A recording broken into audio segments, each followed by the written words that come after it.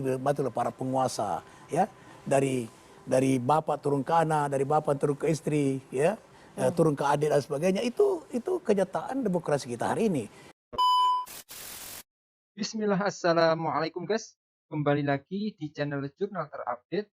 Nah, kali ini Presiden Joko Widodo lagi-lagi dituding cawe-cawe dalam kontestasi politik. Jadi ini di acara Politik Show bersama Rifana Pratiwi ada diskusi khusus yang mengambil tema apakah cawe-cawe Jokowi masih ampuh di Pilkada 2024. Jadi tak perlu berlama-lama, langsung saja kita simak video ini guys. Bismillah. Oke, soal yang kedua, apakah kemudian ada aturan teknis Bang Nurdin yang bisa melarang ataupun membatasi muncul sosok-sosok personal seperti Jokowi Effect kayak gitu-gitu? Ya nggak ada ya itu ya? Setiap kontestasi politik yang paling penting Mbak Nana itu adalah siapapun dia, mau pejabat, mau presiden, mau ASN, mau semua itu harus pada koridor hukum dan koridor demokrasi. Dan koridor hukum dan koridor itu telah diatur dengan sangat nyelimet di dalam undang-undang maupun di dalam PKPU. Dan dia bertanyakan tadi apakah ada, itu tadi sudah disebutkan bahwa setiap penyelenggara negara itu tidak boleh menggunakan kekuasaan, menggunakan fasilitas negara dan sebagainya.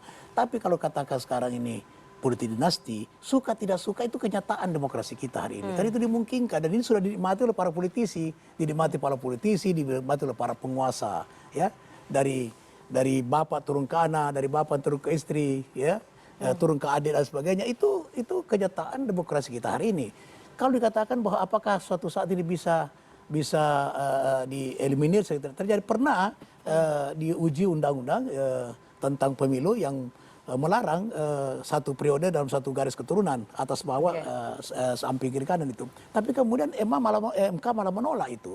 Nah oleh karena itu bisa saja kalau kita kembali ke Undang 45 itu kemudian mengatur kembali sistem demokrasi kita itu bisa saja.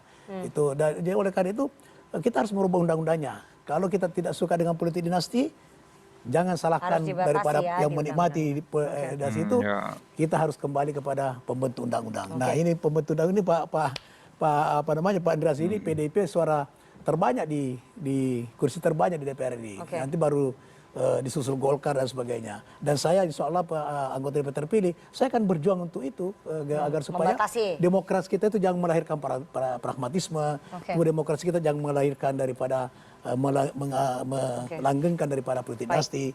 Itu bisa dengan cara merubah daripada aturan-aturan yang berkaitan dengan pemilihan langsung. Oke, itu pernyataan dari Ketua Umumnya Bang Nurdin Halid ya, Ketua Umum Golkar Pak Erlangga Hartarto, bahwa apa yang terjadi di Pilpres itu berbeda dengan di Pilkada. Jadi artinya Golkar merasa bahwa semakin lama nanti efeknya Pak Jokowi akan semakin luntur karena yang diutamakan di Pilkada adalah local wisdom gitu. Tadi kan sudah saya bicara, bahwa tidak mungkin kebersamaan yang sangat solid sekarang di KIM ini itu dalam proses untuk mendukung Pak Jokowi dan keberlanjutan, ya.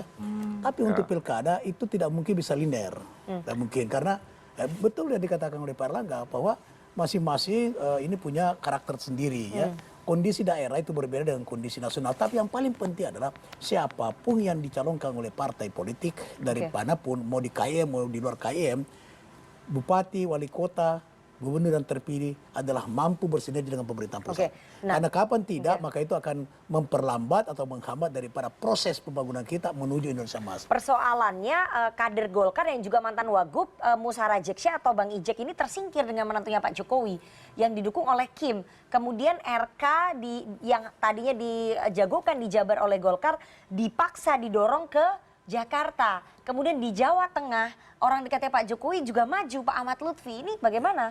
Berarti jadi kan kalau kuat pengaruhnya. Kalau untuk Sumatera Utara itu Bung Ije itu memang kita sudah kasih surat tugas. Ya. Surat tugas itu fungsinya adalah bagaimana pertama menyesuaikan diri sebagai calon gubernur, yang kedua membantu pemenangan Partai Golkar, dan di Sumatera Utara dua figur yang kita tugaskan yaitu Pak Ije dengan Bobi Nasution melaksanakan dengan sangat baik.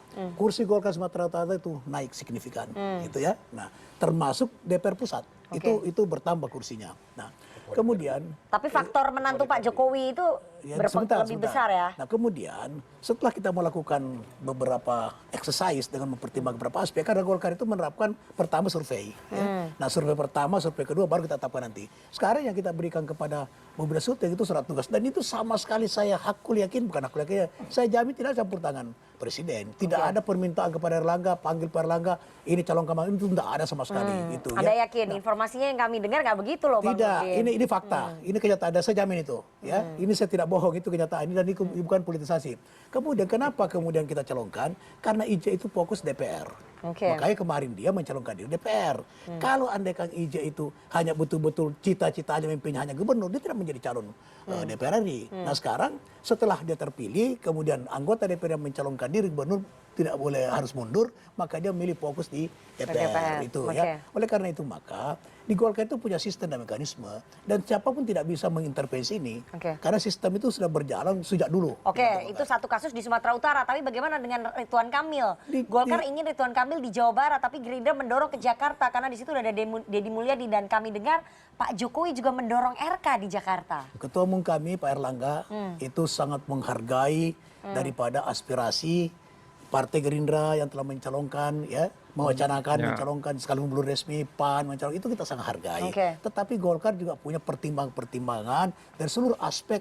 Gini, Jawa Barat itu adalah jumlah penduduk dan pemilih terbanyak di Indonesia. Ya? Nah, Golkar tidak mungkin kehilangan kader di sana. Tapi kemudian Jakarta juga perlu figur pemimpin yang inovatif. Dan salah satu figur yang inovatif itu adalah Ridwan Kamil. Nah nanti setelah survei kedua nanti, mungkin akhir Juni atau awal Juli, kita lihat. Kalau Pak Jokowi mendorong bahwa Ridwan Kamil di Jakarta, gimana Golkar? Tidak mungkin Pak Jokowi mendorong. Ridwan Kamil itu ke Jakarta Iya, dan Jawa Barat. Jadi kita memberi Ridwan Kamil itu surat tugas Jakarta dan Jawa Barat. Nah, nanti kita lihat apakah surveinya kompetitif melawan kandidat siapapun. Kalau kompetitif, kita dorong untuk di Jakarta. Tapi kalau tidak kompetitif, tidak mungkin kita mau mengecewakan rakyat Jawa Barat yang 73% menghendaki daripada Ridwan Kamil. Itu nggak mungkin. Itu.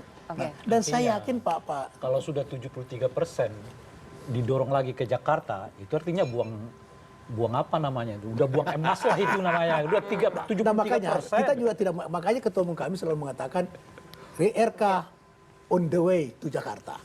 Gitu. Nah artinya apa? Ini masih dalam perjalanan. Jadi meskipun nanti Pak Jokowi mendorong Kang Emil atau Ridwan Kamil di Jakarta, meskipun surveinya tidak begitu bagus, Golkar akan tetap bertahan di Jawa Barat. Presiden itu orang yang juga cerdas itu Pak Jokowi loh.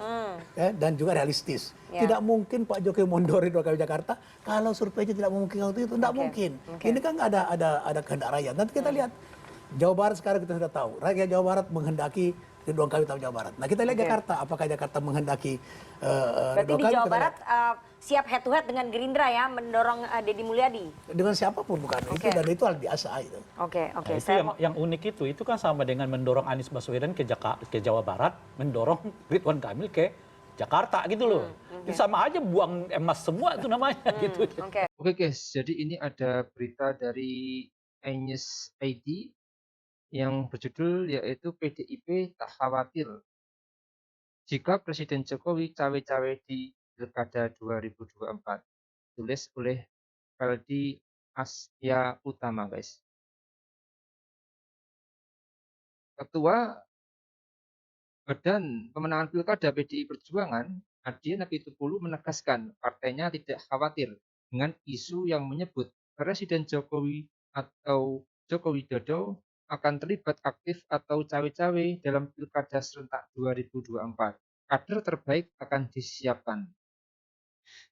Gini, kita ini sudah siap untuk semua risiko. Dia cawe-cawe, tidak cawe-cawe, kita siap.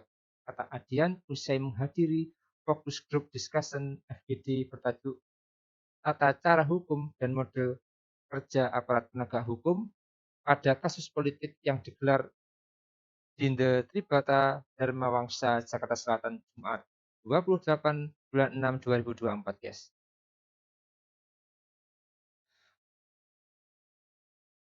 Menurut Adian, sikap Presiden Jokowi yang dianggap cawe-cawe pernah terjadi pada kontestasi pemilihan presiden atau Pilpres 2024 lalu. Dalam situasi itu, PDIP tetap berdiri kokoh dan tidak pernah gentar melawan. Jadi, no problem lah buat kita, ujarnya. Dia menekankan partainya telah mempersiapkan berbagai strategi untuk menghadapi Pilkada serentak 2024. Strategi ini berdasarkan pengalaman dari Pilpres sebelumnya, di mana PDIP belajar banyak dan meningkatkan kesiapan mereka. Jadi mungkin itu guys untuk video kali ini. Bagaimana menurut kalian soal video ini? Tulis komentar di bawah ini ya guys ya. Saya izin pamit dulu. Wassalamualaikum warahmatullahi wabarakatuh.